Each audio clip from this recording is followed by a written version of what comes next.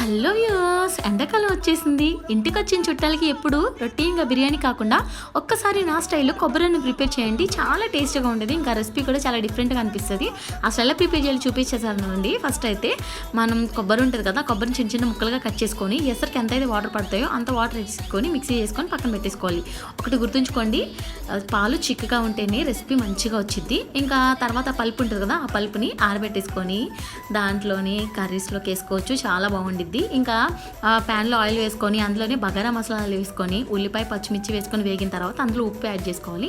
తర్వాత అల్లం వెల్లుల్లి పేస్ట్ కూడా యాడ్ చేసుకొని మనం ముందుగా పట్టుకున్న కొబ్బరి పాలు ఉన్నాయి కదా, అవి కూడా యాడ్ చేసుకొని ఒక పొంగు వచ్చిన తర్వాత మనం ముందుగా నానబెట్టుకున్న రైస్ని కూడా యాడ్ చేసుకొని బాగా కలుపుకోవాలి.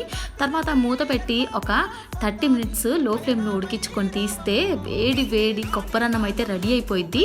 ఇందులో ఏ కర్రీ కాంబినేషన్ అయినా అదిరిపోయిద్ది. వీడియో నచ్చి లైక్ చేసి subscribe. Thank you for watching.